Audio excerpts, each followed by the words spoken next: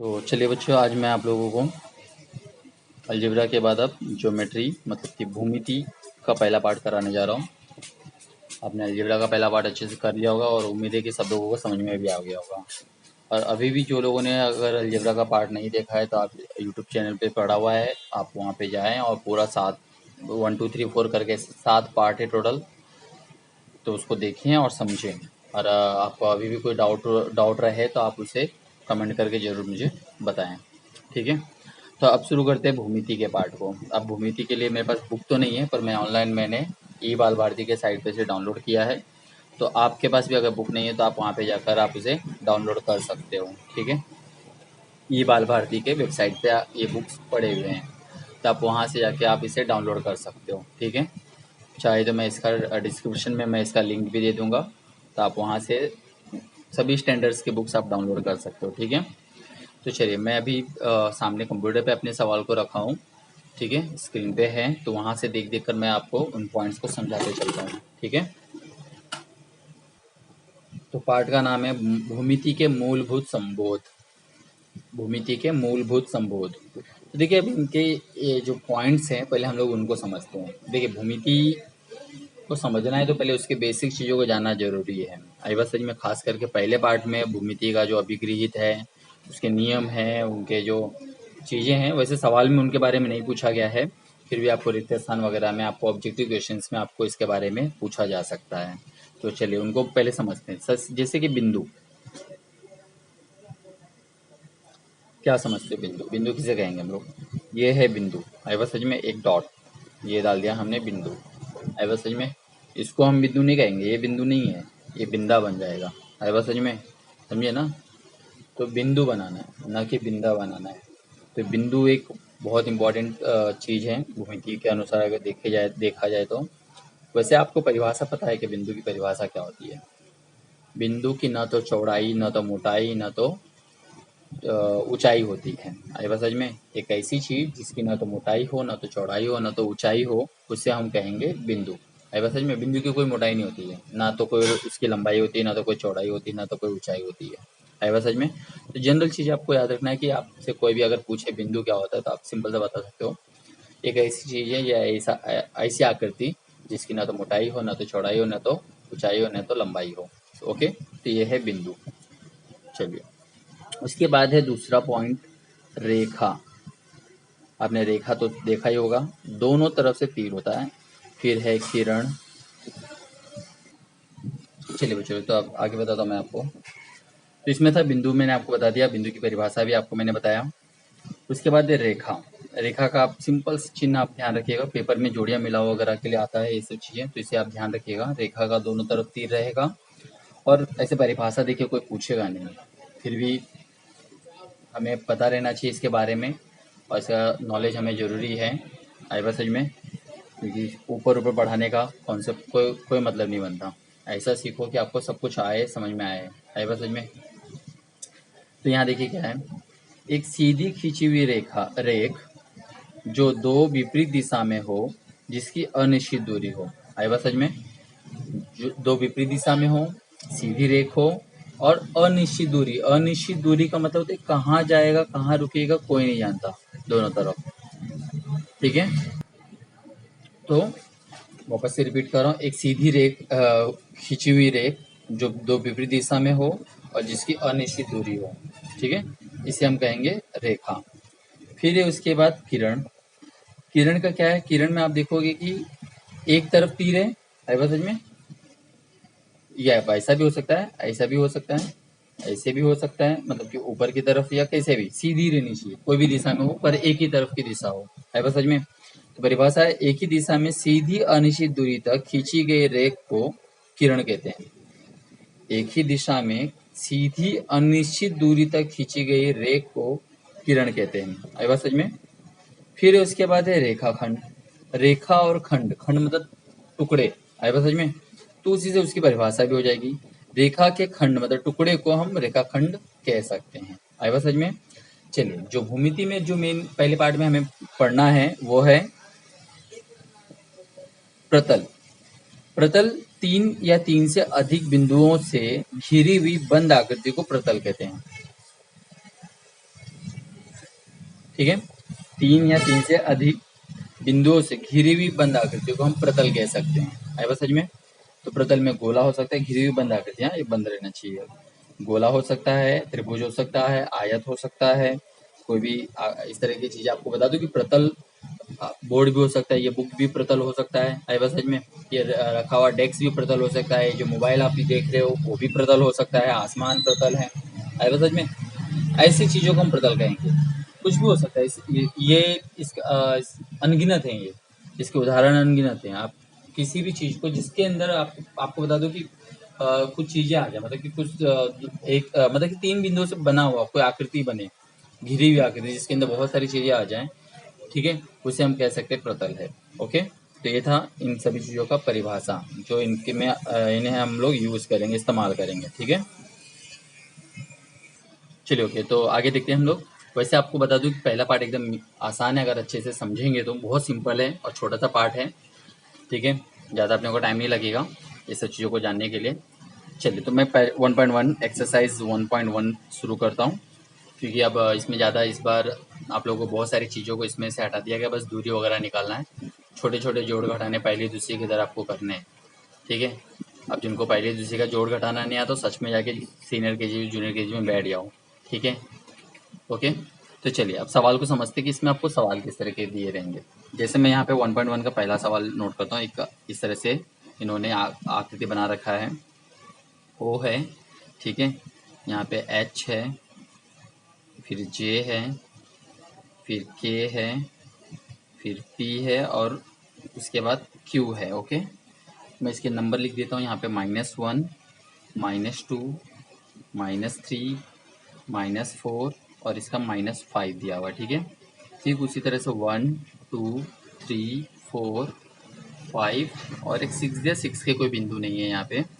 यहाँ पे इसको दिया हुआ है ए, बी, सी, डी, सॉरी थोड़ा सा गड़बड़ हो गया, ये सी इसको आएगा, इसको डी देंगे और इसको जो देंगे हम लोग ई देंगे, ठीक है, ई।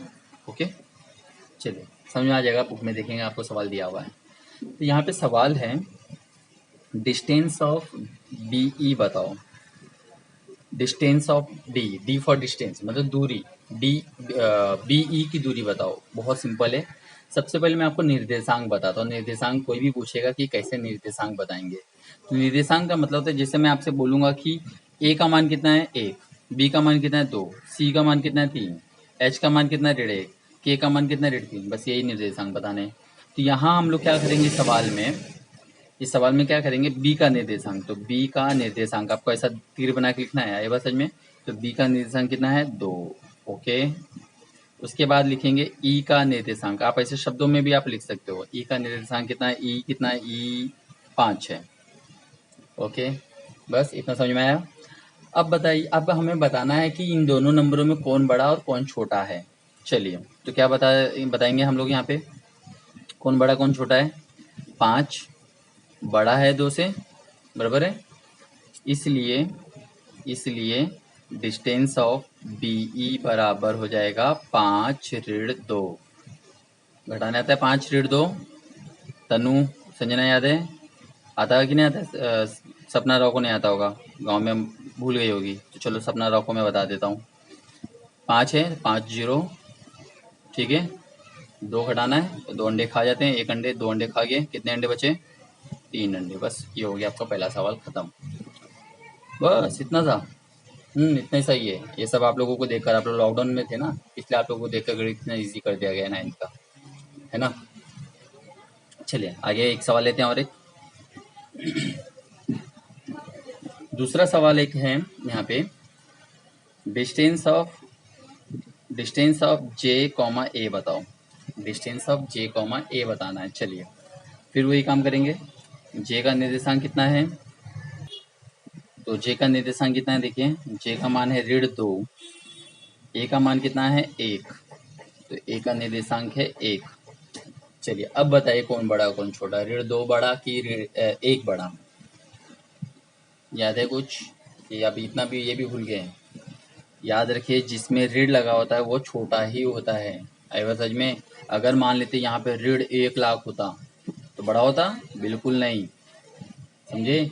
ऋण में याद रखिएगा, जो कोई भी नंबर हो अगर उसके अंदर ऋण लगा हो तो वो उतना ही छोटा होता चला जाता है। अगर मैं ऋण 4 बोलूँ छोटा है, ऋण 5 बोलूँ और छोटा है, ऋण 6 बोलूँ और छोटा है, ऋण 7 बोलूँ और छोटा है, ऋण 8 और छोटा है, ऋण 9 और छोटा है।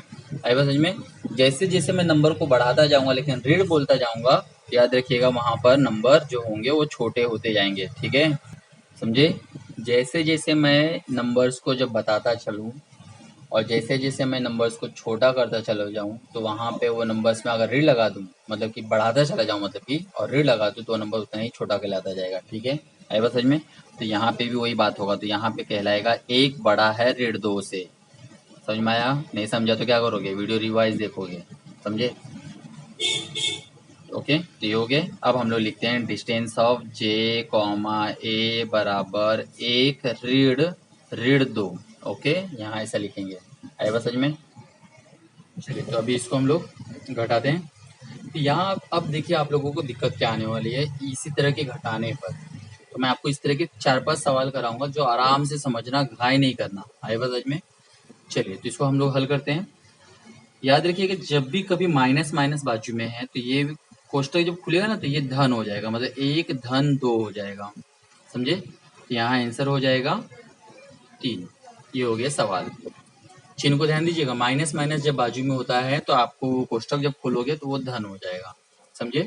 मैं आपको इसी चिन्ह को से रिलेटेड कुछ चिन्ह आपको बताता हूँ कि आपको सवाल में कैसे कैसे आ सकता है। मैं अभी पूरा ऐसे नहीं हल कर रहा हूँ। आई बात समझ में? आपको सिंपल सा डायरेक्ट सवाल के अनुसार बताता हूँ ये, क्योंकि ज़्यादातर बच्चे क्या गलती करते हैं, यहाँ पे गलती करते हैं। समझे? तो मैं ऐसे 4-5 सवाल आपको अलग अलग तरीके के करके आपको बताता हूँ। जैसे मैं यहाँ लिख रहा हूँ, मान लेते हैं 3 ऋण और कोष्ट 4, ये एक सवाल है। ठीक है, तो 3 ऋण 4 अगर आ जाता है, समझे?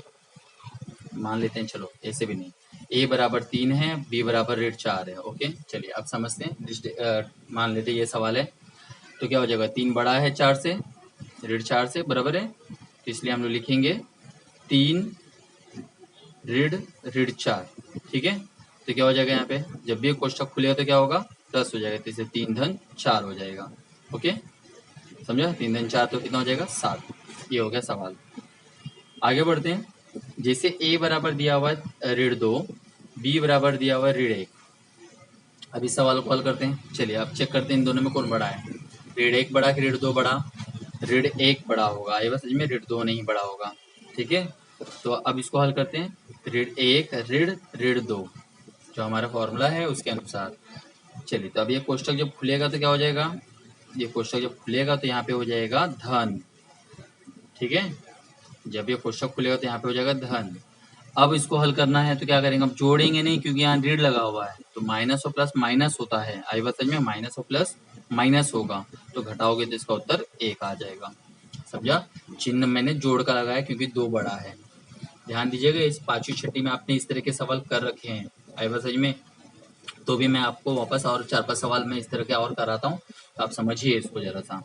जैसे देखिए भी, और मैं यहाँ पे कुछ सवाल ले रहा हूँ। P बराबर 2, Q बराबर ऋण 4 मान लो हमें मिल गया, तब चेक करेंगे 2 बड़ा है ऋण 4 से। ठीक है, हम लोग लिखेंगे 2 ऋण ऋण 4, इसलिए 2 धन 4, इसलिए हो जाएगा 6। ठीक है, और देखते हैं। जैसे Q बराबर ऋण 6 और M बराबर मैं ले लेता हूँ ऋण 2। ठीक है, अभी सवाल को समझते हैं। तो यहाँ कैसे हो जाएगा, ऋण 2 बड़ा है ऋण 6 से, इसलिए ऋण 2 ऋण ऋण 6। ठीक है, बाजू बाजू में ऋण आ जा रहा है इसलिए मैं कोष्टक लगा रहा हूँ। और अब ये अब जब ये कोष्टक खोलेंगे तो क्या हो जाएगा, ये धन हो जाएगा, तो ऋण 2 धन 6। अब क्या करेंगे, घटाएंगे, तो ये घटेगा, तो 6 में से 2 गए 4, चिन्ह जोड़ के लगेगा क्योंकि 6 बड़ा होता है। जब भी जो बड़ा नंबर जो होता है उसका चिन्ह लगाते हैं। तो ये था आंसर। आया समझ में? और 2 सवाल देखते हैं। चलिए, जैसे मैं यहाँ लिख रहा हूँ a बराबर 5 और b बराबर 1। ठीक है, ऋण 1। ओके, तो कौन बड़ा है इसमें, 5 बड़ा है ऋण 1 से, तो क्या हो जाएगा, 5 ऋण ऋण 1, इसलिए 5 धन 1, इसलिए 6।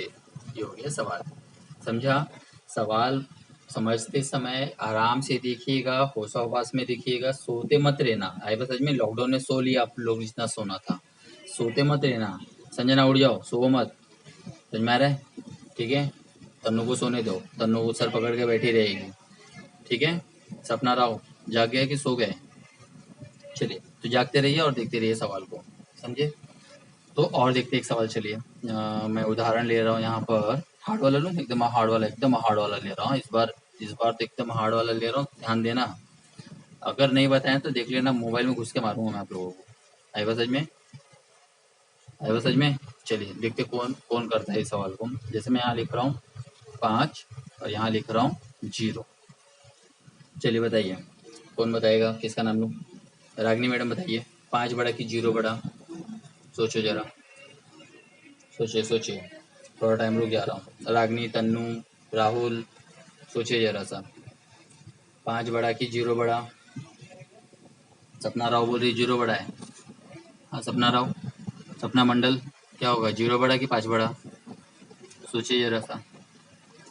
यहाँ पे 5 बड़ा होगा 0 से, ठीक है, इसलिए 5 ऋण 0, इसलिए घटाएंगे तो 5 ही आने वाला है, समझा? एक और सवाल इसी से रिलेटेड लेता हूँ। P बराबर मैं ले लेता हूँ 0 और Q बराबर मैं ले लेता हूँ यहाँ पे ऋण 8। अब बताइए कौन बड़ा? 8 बड़ा है ना, सिंपल सा, कोई भी बता देगा, बच्चा बच्चा भी बताएगा 8 बड़ा है ना? सही ना, 8 बड़ा है। एक काम करो, अभी यहाँ पे से तो मैं आ नहीं सकता, तो एक काम करो, अपना सर दीवार में पटक लो, 8 बड़ा अगर बताओगे यहाँ पे तो। यहाँ पे 0 बड़ा होगा, 0 बड़ा होगा ऋण 8 से, समझे? या तो जो मोबाइल है ना उसी को अपने मुंह पे मार लो, बराबर समझ में आ जाएगा। 0 बड़ा होगा ऋण 8 से, समझे? तो यहाँ पे हो जाएगा 0 ऋण ऋण 8, इसलिए 0 धन 8, इसलिए 8। ओके, तो ये था पूरा इस तरह का सवाल। तो ऐसे ही पूरे सवाल आपको जो ये रेखा दी रहेगी, रेखा में से आपको मान पहले पता कर लेना है, उसके बाद ये आपको बताने हैं। तो ये था इसमें का 1.1 का, ज़्यादातर पूरा का पूरा लगभग सवाल आप देखोगे इसी तरह का मिलेगा आपको। आई बात समझ में? ठीक है,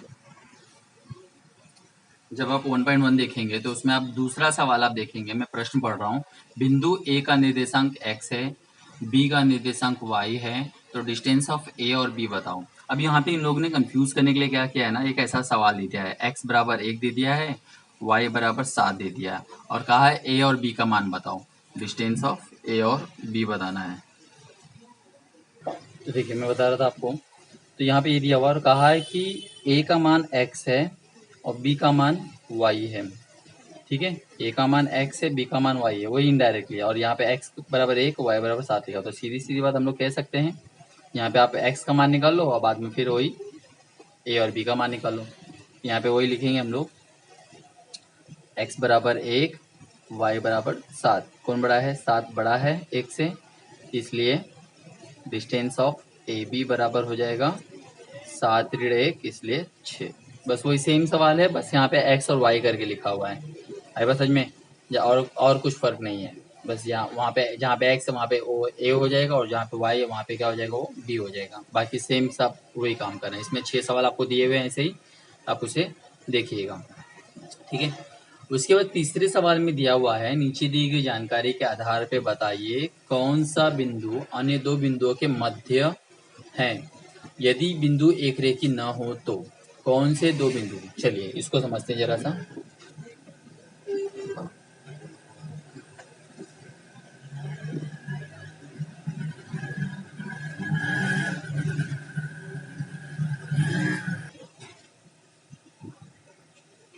जब भी ऐसा सवाल दिया रहे तो सबसे पहले बड़ा नंबर देखिए, इसमें बड़ा नंबर कौन सा है? ये वाला 7, 10 और 3 में बड़े नंबर ढूंढिए कौन से हैं। 7, 3, 10 में बड़े नंबर कौन है? P Q. आई बात समझ में? तो आप लिखेंगे इसलिए डिस्टेंस ऑफ, हाँ, डिस्टेंस ऑफ पी क्यू बराबर 10, ठीक है। और डिस्टेंस, अब देखिए इन दोनों को जोड़िए आप, distance of P R plus distance of Q R, 7 धन 3 जोड़ेंगे कितना हो जाएगा? 10। बराबर है दोनों? नहीं समझा? सबसे पहले क्या करना है, जो बड़ा नंबर है उसको आप लीजिए। बड़ा नंबर क्या है? 10 है।